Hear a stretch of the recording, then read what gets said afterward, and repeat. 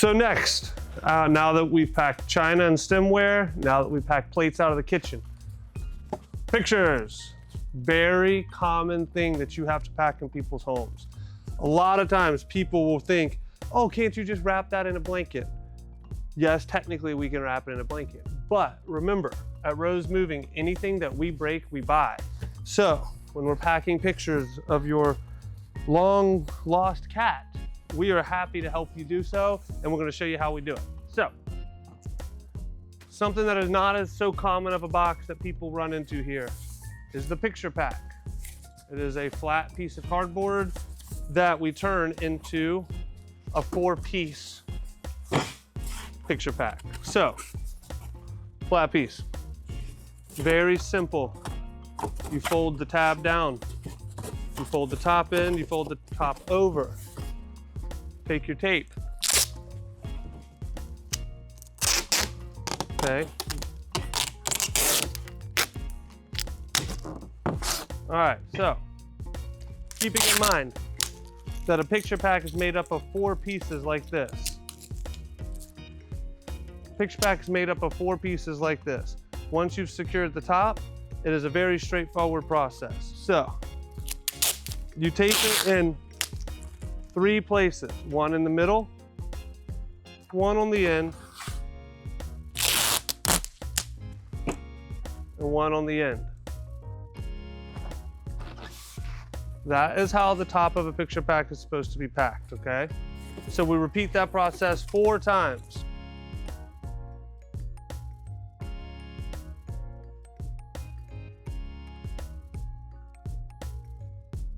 All right, now, we have 4 pieces with 3 strips of tape across each side. Very simple. The number 1 mistake that gets made with packing pictures is people will say, oh yeah, this is enough protection. So then they pack the picture with no paper or protection inside of it. One thing that I think you might start to recognize from these videos is the shake test. Will it pass the shake test?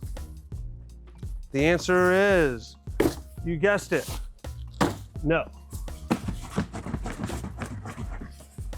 The picture is flopping around in the box. Not cool. So, how do we solve that? We have to provide protection within the box with paper.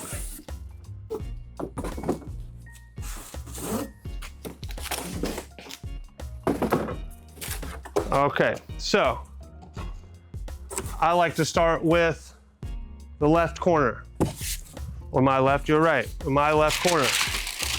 Add paper and protection to all edges of the box, keeping it contained within the box, right? So what does that mean, keeping it contained within the box? We don't want your paper overflowing like this. Why? Because when you put the next piece on it, the paper is going to get stuck on the outside.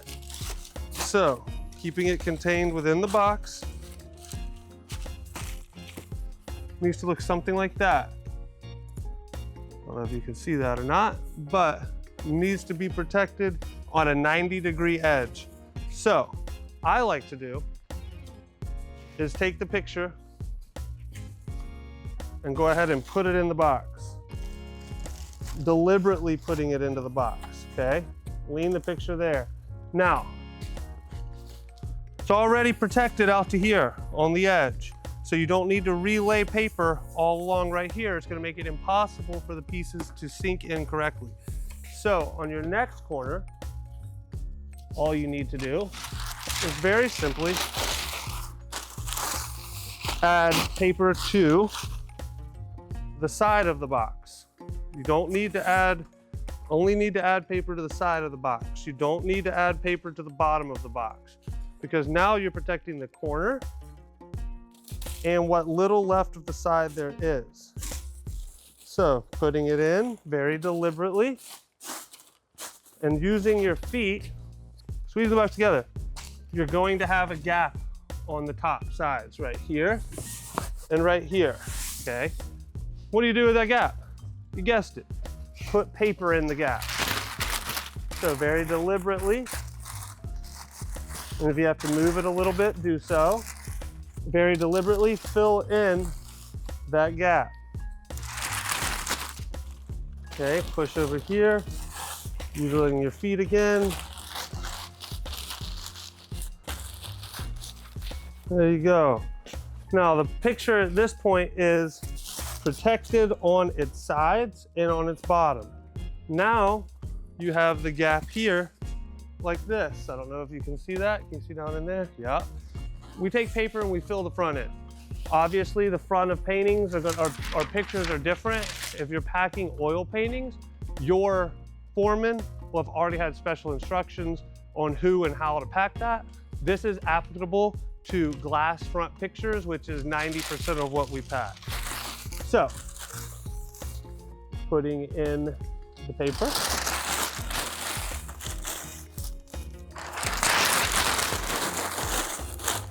Okay, now the glass front is protected, we re-squeeze. This is a lot easier of a part. All you have to do,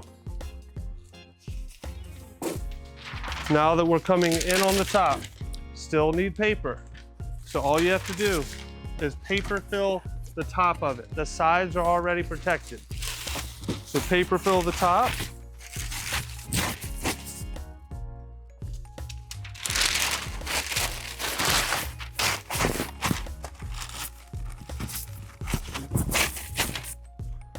Paper fill the top.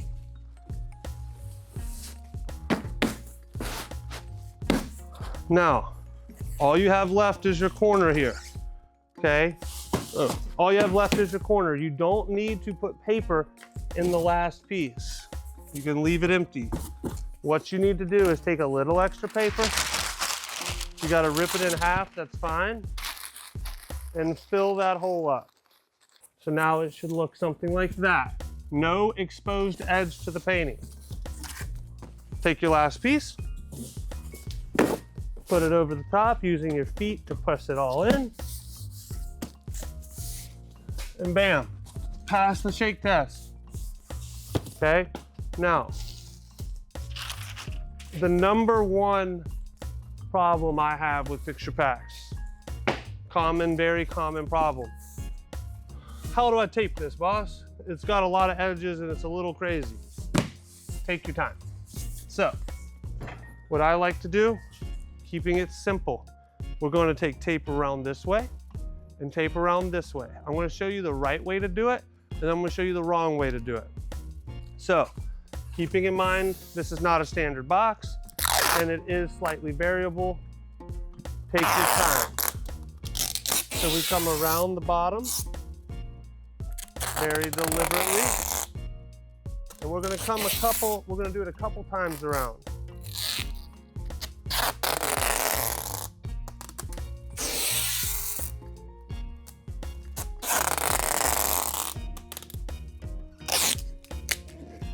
Couple times around, smooth your tape out, very easy. Now we're going to come around this side, very simple, same process.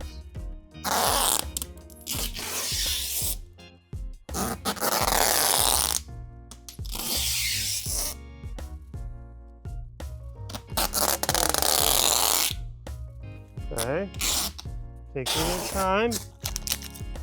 Very simple. We're going to come back around one more time. So we're going to wrap it 2 or 3 times, making sure that the tape is clean and neat. Okay. This is a proper way to tape a picture pack around the bottoms and around the tops.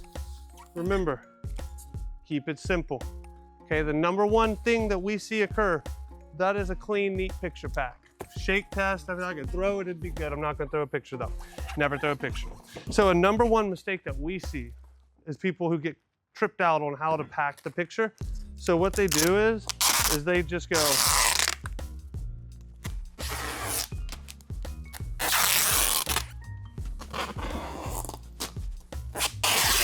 and they just have no real direction with how they're taping. They just arbitrarily tape. Okay? This is not right. We do not just arbitrarily tape around a box for the tape to get scrunched up and messed up, no. So remember when you're taping, there's only 2 places to tape. Around the bottom of the box,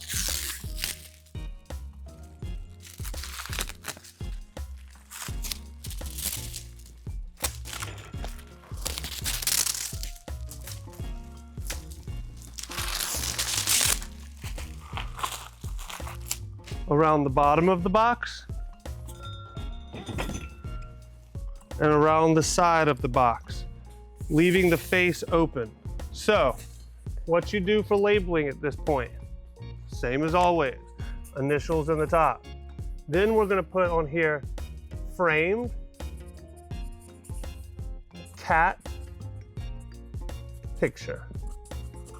And for argument's sake, we're gonna say it's in the living room. So, you say initials, you say framed cat picture or a general description of what picture it is and what room it came out of, and you repeat that process on the front and on the back. Writing on here, nothing, doesn't help anybody. We need to know what it is. Now, this is for glass front framed pictures. You as a man that has just been hired here will be trained independently on how to do oil paintings and fine art, but this is for framed glass pictures of standard household goods decor. So, keeping in mind, labeling on both sides, initials, description of what's in, what picture it is, and what room it came out of.